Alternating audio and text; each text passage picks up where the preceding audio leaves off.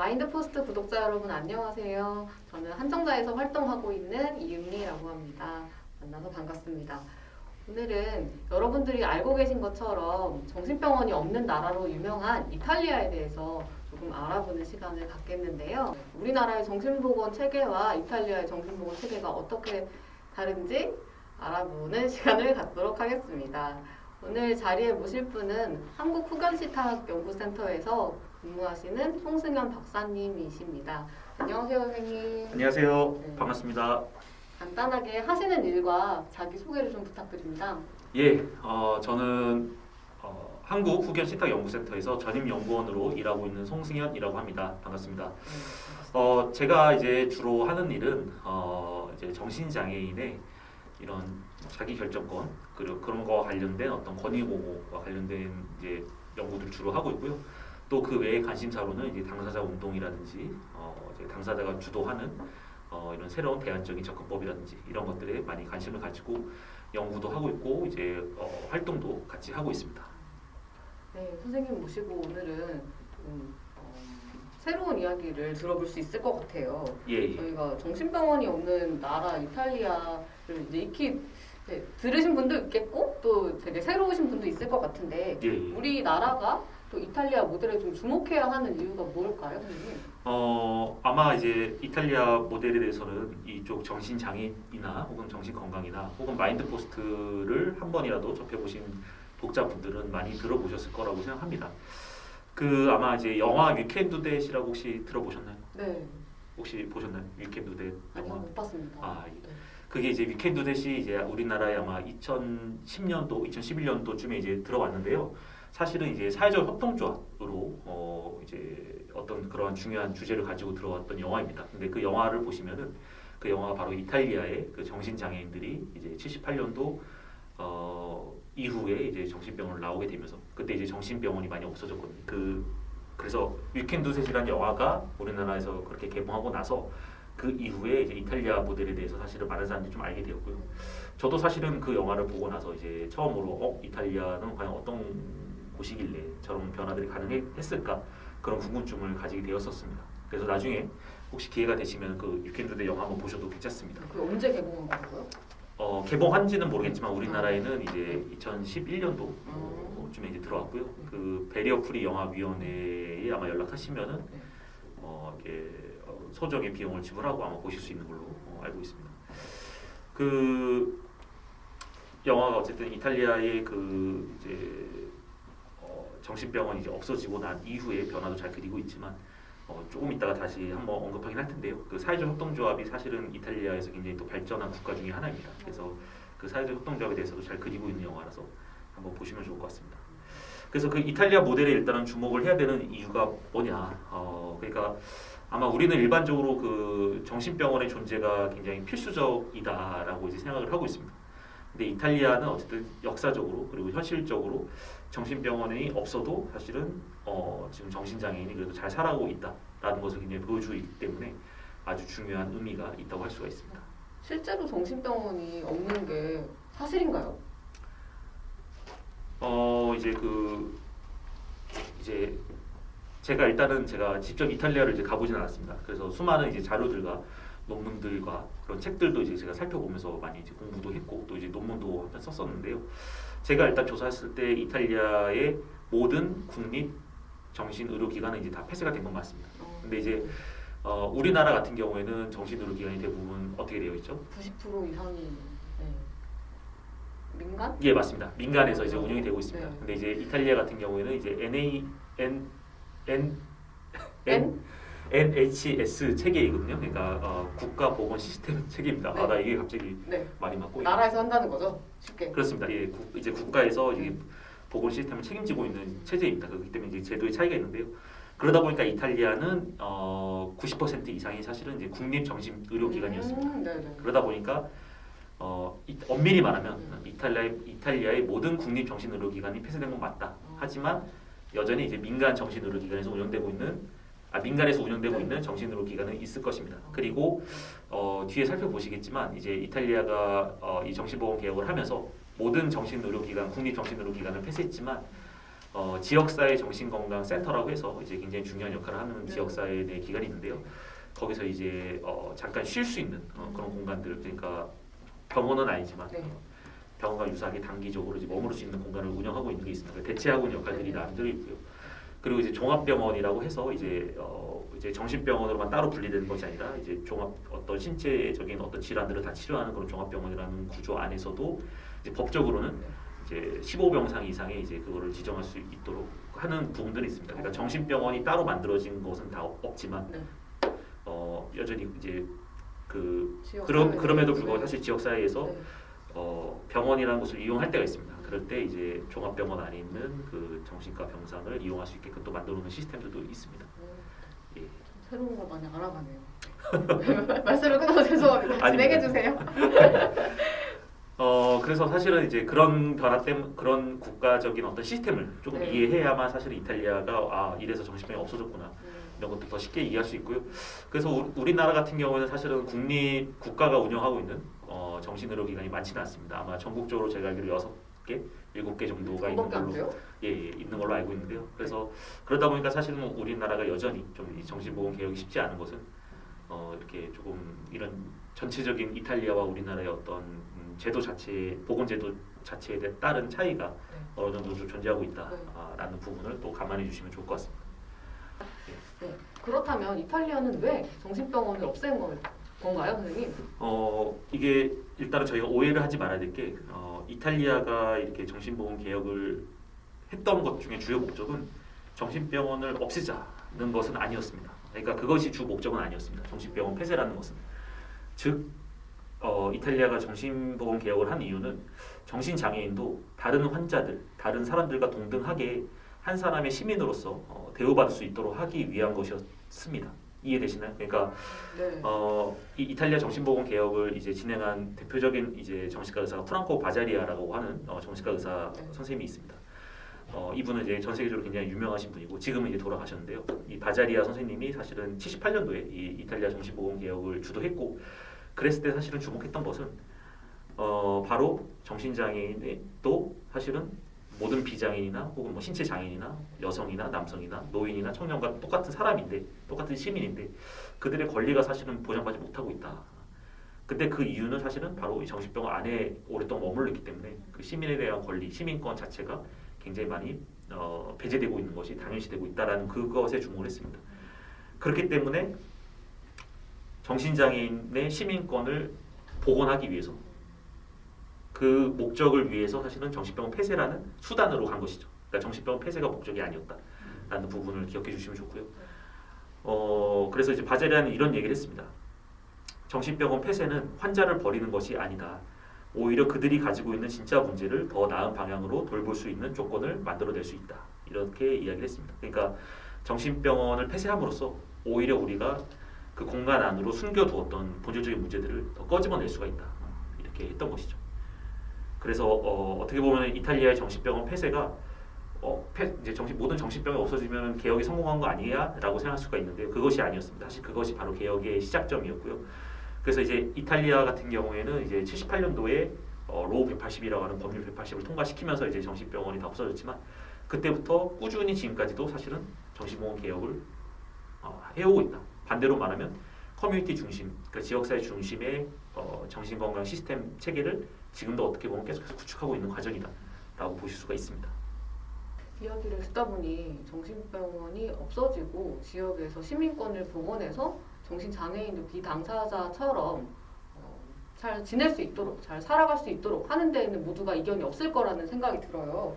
그런데 우리가 이런 필요성을 알고 또 그렇게 해야 된다는 걸 느끼면서도 현실적으로 불가능한 부분들이 굉장히 많은데 어떻게 이탈리아에서는 그런 개혁이 가능했는지 좀 궁금해집니다.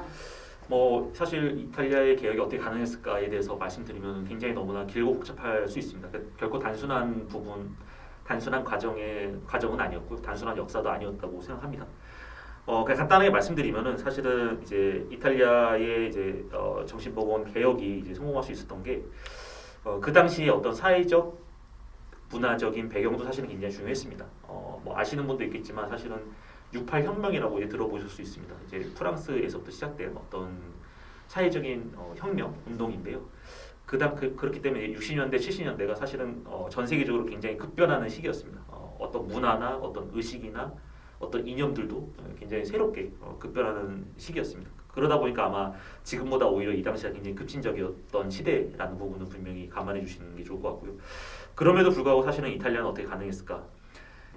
이러한 이제 그 당시에 이제 60년대 시작된 어떤 수많은 사회 운동들이 있었습니다. 어떤 이제 노동 운동 혹은 뭐 학생 운동 그리고 어떤 페미니스트 운동 그런 것들이 이제 굉장히 많이 일어났는데요. 그러면서 사실은 이제 바로 그런 운동들을 통해서 많은 이탈리아에 많았던 많은 이제 시민들이 가장 낮은 계층인 이제 정신장애인의 비참하고 버려진 삶에 대해서 굉장히 공감하게 되는 어떤 분위기가 조성되었다고 합니다. 그래서 그렇다면은 이 정신장애인을 학대하는 이들을 지금 배척하고 있는 어떤 조직적인 문화에 대해서 기꺼이 투쟁하고자 하는 어떤 그런 것들이 이제 형성되었다고 합니다. 이제 이탈리아 같은 경우도 아마 이제 많은 분들이 저기는 너무 선진국이고 또 우리나라와 완전 다른 곳이니까 그래서 저렇게 성공할 수 있었던 거 아니야라고 생각하시는데요. 그렇진 않습니다. 그러니까 이탈리아도 사실은 과거에는 우리나라하고 굉장히 유사하게 혹은 다른 국가들과 굉장히 유사하게 정신장애 굉장히 열악한 상황이 있었고 그들의 인권도 사실은 굉장히 열악한 처우에 놓여 있었던 것도 맞습니다. 그래서 이제 이탈리아의 역사를 한번 나중에 자세히 한번 살펴보시면은 이제 자의 입원이라고 하는 어떤 제도가 없었던 때도 있었습니다. 그 말이 뭐냐면은 이제 강제 입원만 있었던 시대도 있었습니다. 굉장히 뭐 지금 생각하면 이제 우리가 이해하기 어렵지만 이탈리아도 그런 시대가 있었고 그것은 사실은 이탈리아도 정신장애인 어떤 치안의 대상 혹은 통제의 대상, 억압의 대상으로 봤던 시대가 분명히 있었습니다. 그렇기 때문에 그런 과정들을 쭉 거쳐서 이탈리아도 이제 이런 정신보험 개혁이 지금 이루어진 것이고요. 지금도 사실은 이탈리아 정신보험 개혁은 또 많은 위기에 또 부닥치고 있습니다. 아시겠지만 이제 신자유주의의 어떤 흐름들 그리고 그런 긴축 정책들의 흐름들에 의해서 이제 지역 사회의 정신 장애인에게 사용되는 예산들에 대해서 많은 축소에 대한 압박들, 특히 이제 우파 정당들이라든지 보수 정부들에서는 그런 압박들을 많이 하고 있습니다. 그러다 보니까 여전히 지금도 이제 이탈리아의 정신보험 개혁은 늘 위기 속에 놓여 있는데요. 그런 부분들을 이제 늘 감안하면서 또 이제 이탈리아도 계속해서 노력을 하고 있는 과정이 있다라고 이해해 주시면 좋을 것 같습니다. 그래서 아까 제가 말씀드리다가 마지막으로 하나만 더 언급하고 싶은 것은 이러한 어떤 사회 정치적인 운동이 이탈리아 정신보험 개혁에도 굉장히 중요했지만 사실은 이제 전문가들의 어떤 의식 변화도 굉장히 컸습니다. 그래서 사실은 이제 이탈리아가 74년도에 민주정신의학회라고 하는 어떤 단체가 만들어졌는데요. 거기에는 이제 이러한 개혁에 동의하는 정신과 의사, 간호사, 심리학자, 사회복지사, 사회학자 이런 사람들 이제 또 연대해서 민주정신의학회라는 단체를 만들었습니다. 그래서 이 단체가 사실은 또 78년도 이탈리아 정신보험 개혁 법이 통과되는데도 굉장히 큰 영향을 미쳤습니다. 그래서 어쨌든 이탈리아는 어떻게 보면 두 가지가 잘 돌아갔죠. 이런 사회 정치적인 운동에서 비롯된 어떤 정신장애인 개혁에 대한 공감성이 굉장히 확대가 된 측면이 있고요.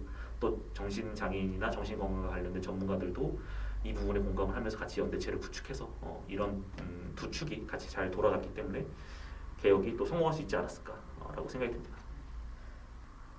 이탈리아 정신건강 시스템에 대해서 좀 간단하게 소개해 주시죠. 예, 그냥 간단하게 일단은 제가 말씀드리고 싶은 것은 이제 아시겠지만 이제 탈시설화라는 용어를 들어보셨을 겁니다. 그리고 탈원화라는 용어도 들어보셨을 거예요. 두 가지가 똑같은 이야기인데요. 이제 탈시설화 같은 경우에는 이제 장애인들이 이제 어떤 이런 대형 거주 시설에 오랫동안 시설화되어 있었던 것을 이제 지역 사회로 나오게끔 만드는 운동이 이제 탈시설화 운동이고요. 탈원화도 똑같습니다. 이제 오랫동안 정신의료 기관에서 머물러 있었던 정신장애 당사자들을 지역사회로 나오게 만든 게 이제 바로 탈원화라고 하는데요. 두 가지는 다 동일한 개념을 의미합니다. 이 탈원화, 탈시설화는 사실은 이제 사람들마다 다르지만 1950년대에 시작됐다는 사람들도 있고 또 60년대, 70년대에 시작됐다고 하는 사람들도 있습니다. 그런 흐름에 맞춰 보면 이탈리아도 굉장히 유사한 시기, 78년도부터 이제 탈시설화가 이제 시작이 된 건데요. 근데 하지만 이제 이탈리아 정신보험 시스템이 지금 이토록 이제 주목받을 수 있었던 이유, 그리고 WHO에서도 이제 굉장히 이제 성공적인 사례로 이제 이탈리아 사례를 꼽고 있는 이유는 바로 다른 국가들과의 차별점이 이런 탈시설화 이후에서부터 나타나기도 합니다.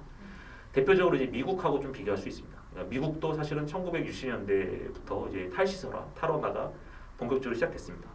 하지만 이제 그 당시 이제 정신의료 기관에서 있었던 정신 장애인들이 지역 사회로 나오고 나서 대부분 사실은 이제 지역사회에 정착하지 못하고 노숙인이 되거나 또 교도소로 가거나 이런 식으로 사실은 어떤 사회적 문제가 사실 다시 일어나기도 했습니다. 네.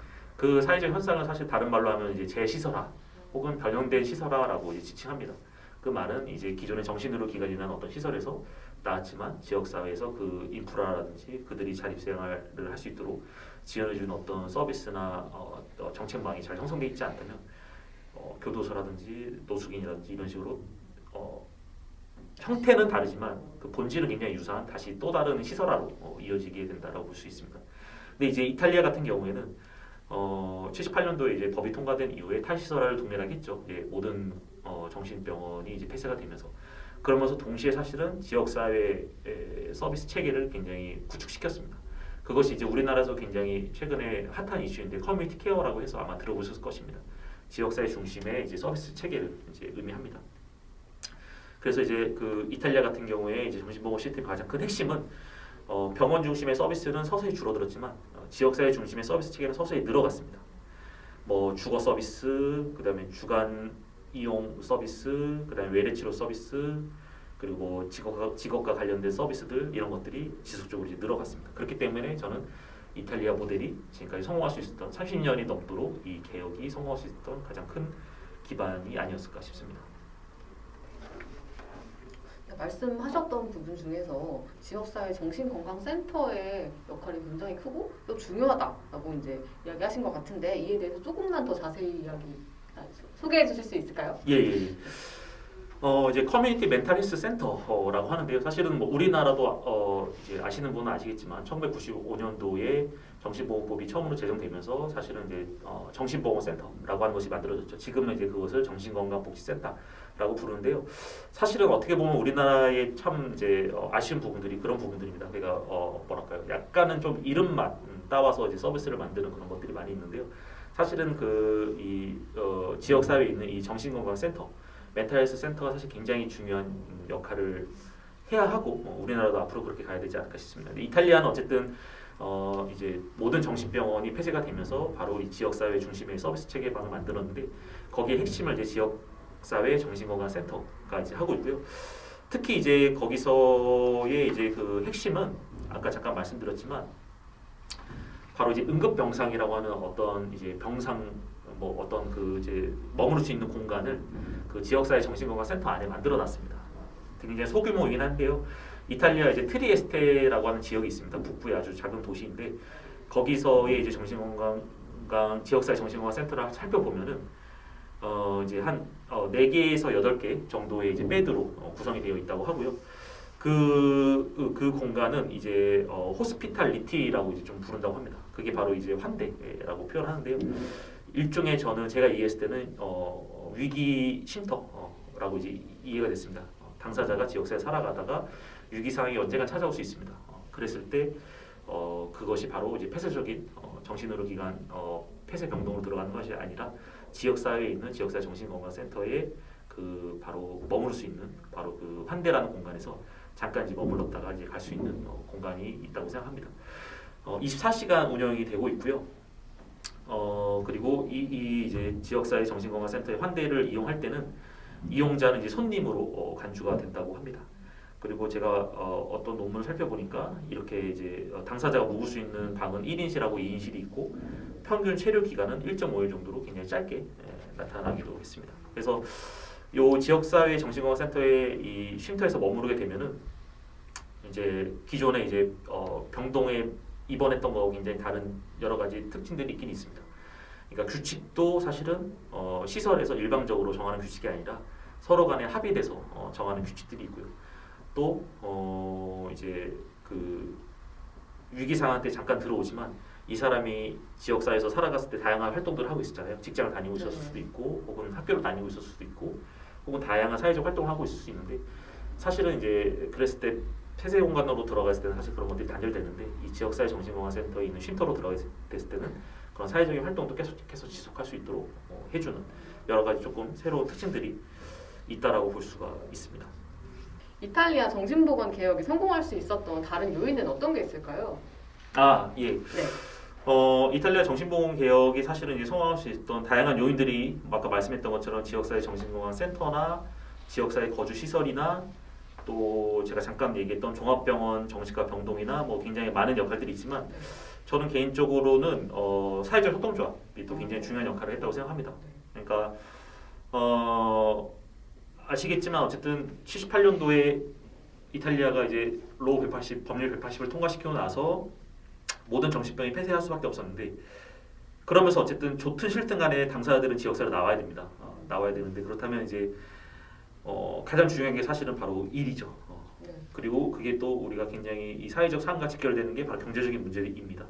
근데 물론 일이라는 게 어떤 경제적인 소득도 굉장히 중요하지만 소득 외에도 사람이 살아감에 있어서 사실은 굉장히 중요한 어떤 저에게 가치를 부여해주고 나의 정체성을 만들어주고 나의 삶의 가치를 굉장히 풍족하게 해주는 게 바로 일이라고 할 수 있습니다. 이게 어떤 일이냐는 사실 거기서 또 이제 굉장히 중요하지 않을 수도 있는데요.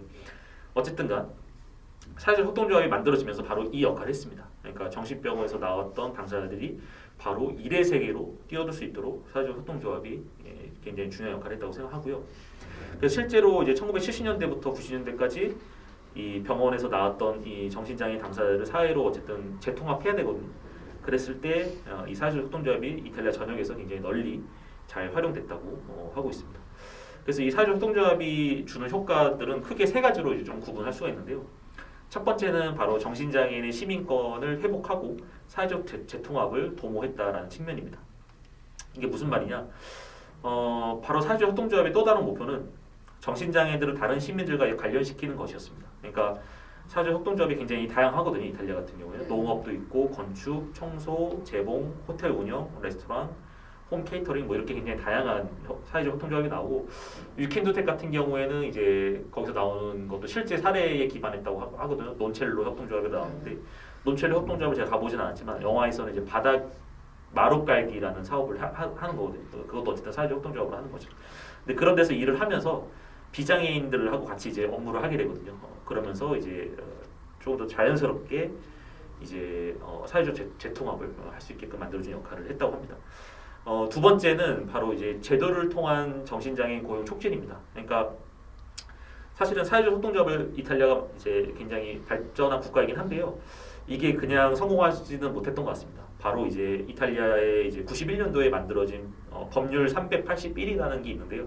이탈리아는 법 이름이 우리나라처럼 뭐 정신 건강복지법, 뭐 장애인복지법 이런 식으로 명기되진 않고 숫자로 명기됩니다.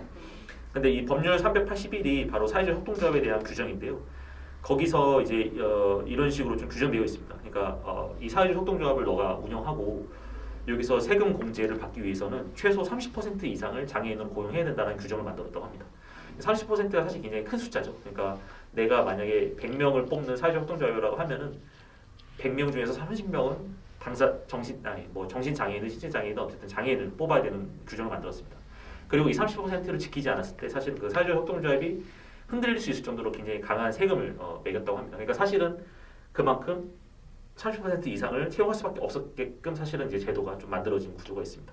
그게 어쨌든 정신장애인이 사회적 협동조합을 통해서 채용될 수 있었던, 고용이 촉진될 수 있었던 굉장히 중요한 요인이었다고 생각이 들고요. 그리고 사실은 이제 이 사회적 협동조합으로 인해서 정신장애인 당사자에게도 굉장히 좋았겠죠. 정신장애인 당사자가 어떤 지역사회에서 자립해서 살아갈 수 있으니까. 근데 사실은 또 가족들에게도 굉장히 좋았다고 합니다. 그러니까 가족들도 사실은 뭐 아시겠지만 가족 돌봄 부담이라는 게 굉장히 중요한 요인 중에 하나가 있는데요.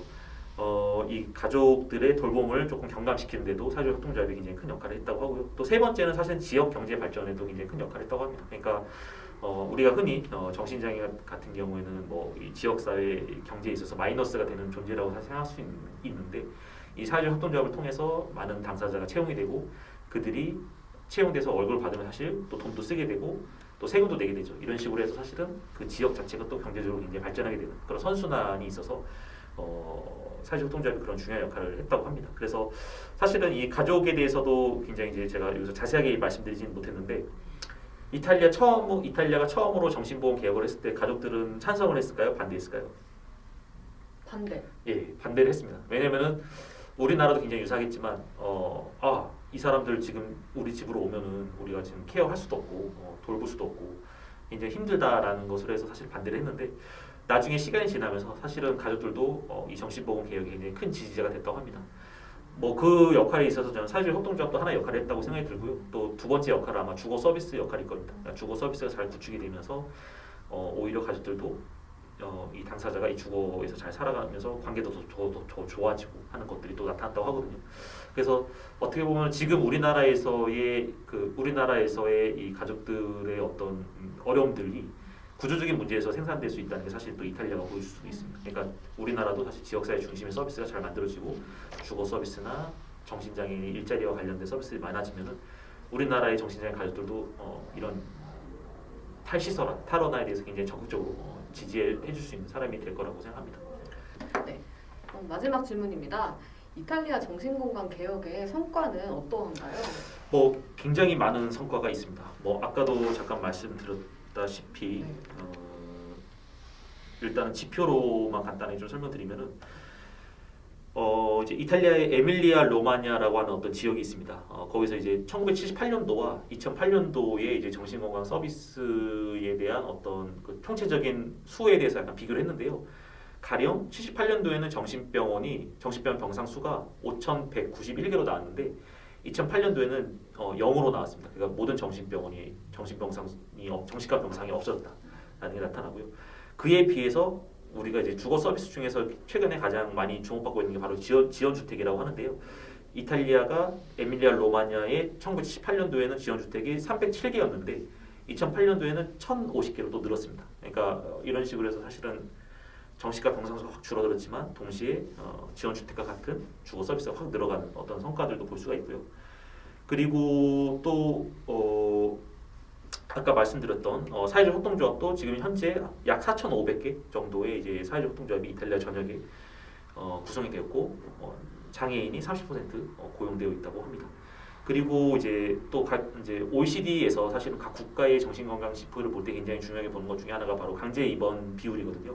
근데 이탈리아도 이제 이 강제 입원 비율이 굉장히 급격하게 하락한 성과가 나타났고요.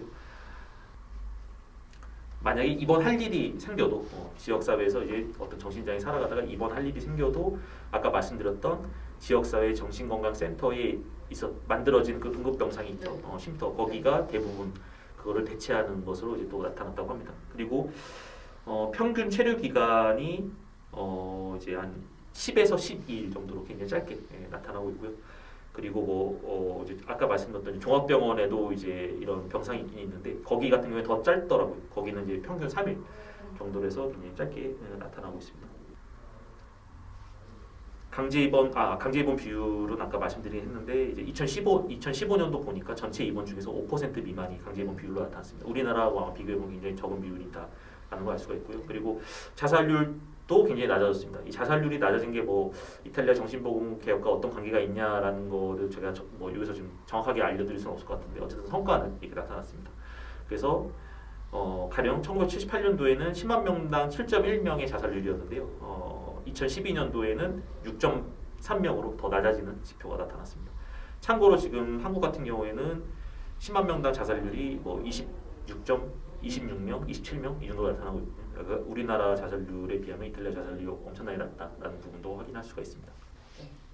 네, 송승현 박사님 모시고 오늘 정신병원이 없는 나라 이탈리아에 대해서 간단하게 조금 알아보았습니다. 제가 쭉 이야기를 나눠보니 지역 사회에서 정신장애인이 시민권을 가지고 인간다운 삶을 살기 위해서는 지역 사회에서 이 정신장애인이 누릴 수 있는 어떤 복지 자원들, 서비스들이 좀 체계적으로 구축이 되어 있고 어디 뭐 주거나 취업이나 주간에 이용할 수 있는 서비스나 그런 것들의 수가 단순히 느는 것뿐만이 아니고 어떤 가족이나 아니면 어떤 전문가나 또 시민이나 그걸 지켜보는 언론들 그 많은 분들이 좀 관심을 가져주시고 네, 그 필요성에 대해서 같이 공감해 주시면서 함께 참여해 주시는 것이 필요하다라는 생각이 좀 들었습니다. 네. 선생님 그럼 마지막으로 한마디만 해주시고 마무리하도록. 예, 저도 지금 이은미 선생님이 얘기하신 부분에 굉장히 동의합니다. 그러니까 이탈리아의 이 시스템은 어떤 환상이 아닙니다. 이탈리아의 시스템은 분명히 현실이고요. 다만 이 현실적인 시스템을 구축하는 데 있어서 수많은 노력과 수많은 어려움들이 분명히 있었습니다. 그런 부분들을 감안해야 되지만 그렇다고 해서 우리가 불가능한 것은 절대 아니다라는 것입니다. 그 정신장애인이 어떻게 지역사회에 나와서 같이 살 수가 있어라고 이제 물을 수 있겠지만 분명히 이탈리아는 지금 78년도에 그것을 시도했고 지금 2021년까지 그 개혁을 성공적으로 유지하고 있습니다. 그렇기 때문에 우리나라도 분명히 가능하지만 얘기했던 것처럼 분명히 이러한 현실적인 우리의 어떤 목표를 성취하기 위해서는 지역사회에 분명히 많은 서비스들이 구축이 돼야 되고요. 그것이 당사자 중심으로 그리고 당사자의 권리를 중심으로 구축이 돼야 되는 것은 이제 분명한 부분인 것 같습니다. 마무리할까요? 네. 지금까지 시청해주신 마인드포스트 구독자 여러분 감사합니다. 감사합니다.